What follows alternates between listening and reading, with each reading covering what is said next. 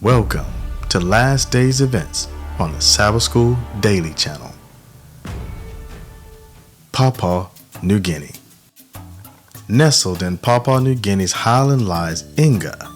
The natural beauty of Enga is undeniable, with its sprawling landscapes offering panoramic views of rolling hills and dense forests. Here, the local cuisine isn't just food, it's a feast of flavors, with every meal offering a taste of homegrown spices and techniques passed down through the generations. Dishes are typically made from locally sourced vegetables and meats cooked in earth ovens or oven-open fires, creating flavors that are both unique and deeply rooted in the provincial culinary tradition. This isn't just a place to see, Enga is a place to experience. As you wander through Enga, there are a number of local churches in the community. These churches are part of the Western Highlands mission of the Seventh Day Adventist Church, which covers the Enga province. The air is filled with music from local instruments, creating a soundtrack that perfectly captures the essence of this vibrant community. The Pathfinders of Western Highland Mission SDA wear their heritage proudly, with vibrant traditional uniforms that tell the stories of the tribe's histories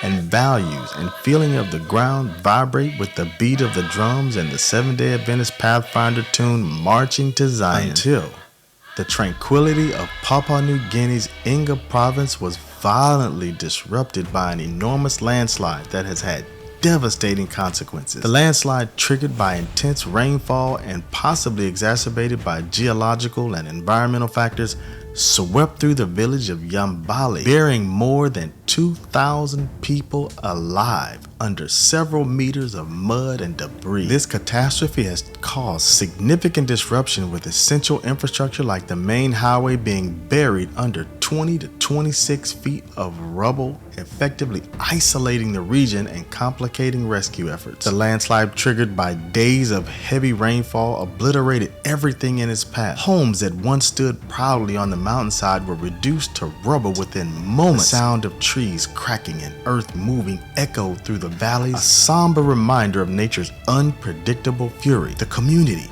caught off guard and overwhelmed, scrambled for safety, but the rapid onset of the disaster left them little time for coordinated evacuation. Eyewitness accounts from survivors paint a vivid picture of the chaos.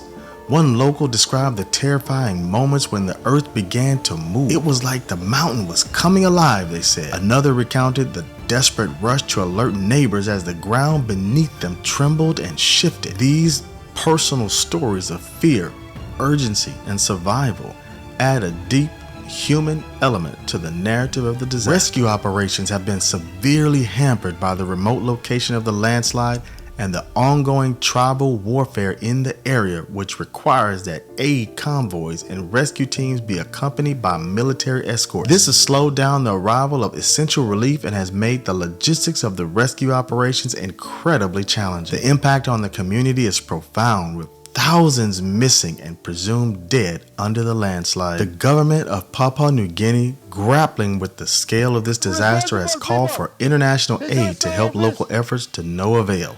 Provincial government, Red Cross, Papua Joint Venture, national government, local level government. They have an intense need for heavy machinery and additional resources to navigate the treacherous, shifting landscape, but have failed to garner support. The response from international bodies has been slow and will likely be too little too late for the 2,000 families buried within this tragedy. This disaster has not only caused immediate loss of life, but is also expected to have a long-lasting impact on the economic stability of the region, with 2,000 people vanishing essentially overnight. This will affect everything from local agriculture to broader economic activities that rely on much of the infrastructure that has now been destroyed. Among the 2,000 families buried alive is a significant amount of agricultural areas, which is suspected to cause food security concerns in the coming months and maybe years for the surviving population. 2 Timothy 3:1. But mark this: there will be terrible times in the last days. Thank you.